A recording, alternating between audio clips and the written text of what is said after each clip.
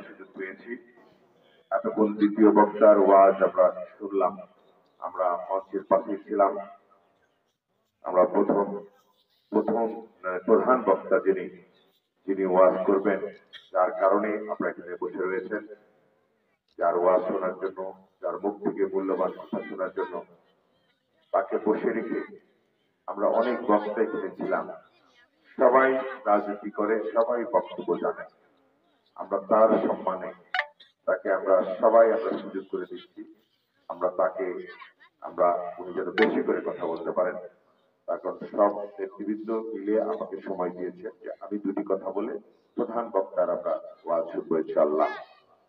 যাই হোক বন্ধুরা, আমি এই কিছুদিন আগেই, প্রায় মাসখানিক হয়নি, এই ভান্ডারীপাড়ায় আমি এসেছিলাম একটি ওয়াজে। তারও বেশ কিছুদিন আগে আরেকটি ওয়াজে এসেছিলাম আমি। আজকে আমি 3 দিন বোধহয় একটি ওয়াজে এই গ্রামে এসেছি। এই গ্রামটি বগুড়া সদর থেকে, আমাদের বগুড়া শহর থেকে, আমাদের যদি এভাবে হিসাব করি, আমি মনে করি সবচেয়ে দূরের একটি গ্রাম, সর্বশেষ একটি গ্রাম। যে গ্রামের সভাপতি, যে ওয়ার্ডের সভাপতি আমাদের ইসাস আছে, কোথায় এই মানুষটার সম্মান দেখে পরিসংখ্যানে দেখা গিয়েছে আমেরিকা, ইউরোপের মানুষগুলোর চেয়ে বাংলাদেশের মানুষের রাজনৈতিক সচেতনতার জ্ঞানটা অনেক বেশি। আপনাদের গ্রামের যে মাচাং রয়েছে, সেই মাচাঙের যে আলোচনা হয়, সেটাও কিন্তু জাতীয় রাজনীতির আলোচনা হয়। কারণ এখনকার মানুষ এতটাই সচেতন।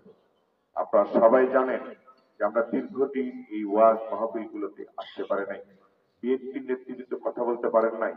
আজকের এই যে যিনি বক্তা আছেন, উনিও কিভাবে সহজভাবে এই কাজগুলো করতে পেরেছেন কিনা আমার সন্দেহ, যে এই ধর্ম কর্ম নিয়ে দাড়ি টুপিওয়ালা মানুষগুলো, তাফসীর কোরআনের ব্যাপারগুলো সবকিছুই প্রায় কিছুটা অলিখিত ভাবে নিষিদ্ধ ছিল একটি সরকারের আমলে।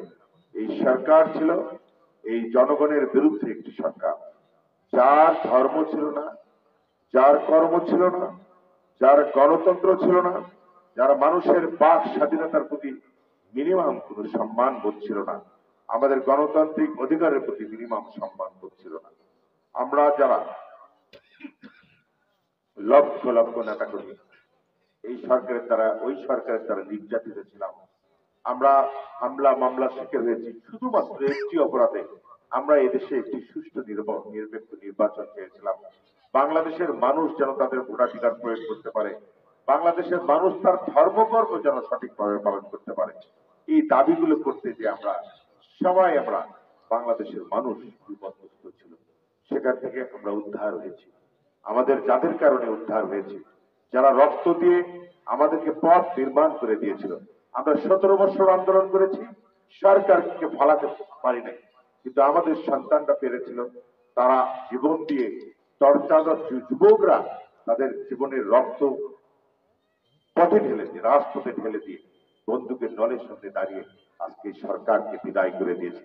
আমরা সবাই তার জন্য দোয়া করবো, আল্লাহ পাক যেন সেই শহীদ সন্তানদেরকে কবুল করে নেন এবং শহীদের মর্যাদা দেন, এবং তার পরিবারদেরকে যেন এই কষ্ট সইবার আল্লাহ তৌফিক দান করেন। তার অনেক পরিবার রয়েছে, যে পরিবারে একটি মাত্র সন্তান, সেই সন্তানকেও বাড়িতে রাখা যায়নি। দেশের টানে, দেশের মানুষের টানে স্বৈরাচারের বিরুদ্ধে প্রতিবাদ করতে যে পুলিশের গুলিতে নিহত হয়েছে, শহীদ হয়েছে। এমনি বহু পরিবার রয়েছে, এখনো বহু পরিবারকে খুঁজেই পাওয়া যাচ্ছে না, যাদের লাশকে শনাক্ত হতে দেওয়া হয়নি। এমনি ভাবেই একটি দেশের অবস্থা ছিল, সেখান থেকে আল্লাহ আমাদেরকে পরিত্রাণ দিয়েছে। আল্লাহ পাকের হুকুম ছাড়া কিছুই হয় না। আল্লাহ পাক আমাদেরকে সবাইকে এই স্বৈরাচারের হাত থেকে রক্ষা করেছেন, মুক্ত করেছেন। আমরা সবাই বলি আলহামদুলিল্লাহ। এখন আসুন, এই যে আমরা একটু ভালো আছি, এই বাংলাদেশের মানুষ বুক ভরে নিঃশ্বাস নিচ্ছে, মনে যা আসছে কথা বলছে, এই ভালোটা অনেকেই ভালো চোখে দেখছে। তাদের মধ্যে সবচেয়ে বড় কে? যারা পরাজিত হয়েছে, যারা পালিয়ে গিয়েছে, সেই শক্তি। আমরা ভেবেছিলাম, অনেকে ভেবেছিল যেটা বোধ নিঃশেষ হয়ে গিয়েছে, কিন্তু নয়। আমরা এখন টেলিভিশনে দেখছি, আমরা এখন সামাজিক যোগাযোগ মাধ্যমে দেখছি, তারা পলাতক অবস্থা থেকে ওই ওই ইয়ের ভিতর থেকে, খায়ের ভিতর থেকে মাথা বের করে কথা বলা শুরু করেছে। তারা এই সরকারকে নিয়ে, এদেশের আন্দোলনকে নিয়ে, শহীদদের আত্মত্যাগ নিয়ে প্রতিনিয়ত কটাক্ষ করে একটি দেশকে আমাদের বিরুদ্ধে লেলিয়ে দিয়েছে। আগে বুঝতাম যে ভারতের নির্দেশে হাসিনা চলে, এখন দেখতে হাসিনার নির্দেশে ভারত চলছে। এমন একটি বৃহৎ রাষ্ট্র কিভাবে কাণ্ডজ্ঞানহীন অবস্থায় একটি দেশের বিরুদ্ধে ষড়যন্ত্র করতে পারে? রাষ্ট্রীয় ব্যবস্থাপনায় বাংলাদেশের মানুষকে অস্থিতিশীল করে দেওয়ার জন্য, বাংলাদেশের মধ্যে ধর্মীয় দাঙ্গা লাগিয়ে দেওয়ার জন্য তারা পরিকল্পিতভাবে আমাদের মধ্যে প্রায় যুদ্ধান্তে একটি অবস্থান সৃষ্টি করে দিয়েছে। আলহামদুলিল্লাহ, আমাদের মধ্যে সেই সবুর আল্লাহ পাক দিয়েছিল, আমাদের মধ্যে সেই ধৈর্য শক্তি দিয়েছে বিদায় আজকে বাংলাদেশ এখনো ঠিক আছে। তার কারণ যে ব্লু প্রিন্টটা ভারত থেকে তৈরি করা হয়েছিল হিন্দু মুসলিম দাঙ্গা লাগিয়ে দেওয়ার জন্য, কিন্তু বাংলাদেশের মুসলমানদেরকে তারা তলাতে পারেনি। বাংলাদেশের মুসলমান এতটাই এতটাই ধৈর্যশীল, এতটাই ভদ্র, এতটাই তারা জ্ঞানী, আমি মনে করি তারা ওই ওই ভারতীয় হিন্দু বাবুদের উস্কানিতে তারা পা দেয় নাই। আলহামদুলিল্লাহ, আমি আপনাদের প্রতি যে আহ্বান রাখবো, আমরা যে অর্জন, যে দ্বিতীয় স্বাধীনতার যে অর্জন, বাংলাদেশের মানুষ আজকে ভালো রয়েছে, আরো ভালো থাকার জন্য আমরা একটি সুষ্ঠু নির্বাচনের দিকে ধাবিত হচ্ছি। সেই সুষ্ঠু নির্বাচন পর্যন্ত যেন আমরা যেতে না পারি, যার কারণে এত ষড়যন্ত্র।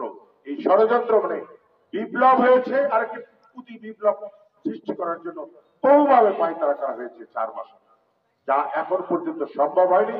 আমি মনে করি বাংলাদেশে আর কখনোই হাসিনার কোন বিপ্লব, হাসিনাকে ফিরে নিয়ে আসার কোন আন্দোলন বাংলাদেশের মাটিতে কখনো সফল হবে না। আজকে আপনাদের প্রতি আমি যে আহ্বান জানাবো, আমরা যেভাবে সচেতনতার সহিত দেশকে রক্ষা করেছি, দেশের স্বাভাবিক অবস্থানকে আমরা ধরে রেখেছি, এটাকে ধরে রাখার জন্য আমাদের প্রতিটি নাগরিকের, প্রতিটি মানুষের কর্তব্য রয়েছে। আমরা একটি আওয়াজ সারা বাংলাদেশে, দেখেন আমাদের মধ্যে দোয়া আমরা সবার কাছে করবো এবং আল্লাহ পাক তাকে সেই রহমত দান করুক, এটা আমরা প্রত্যাশা করি। আজকের এই মাহফিল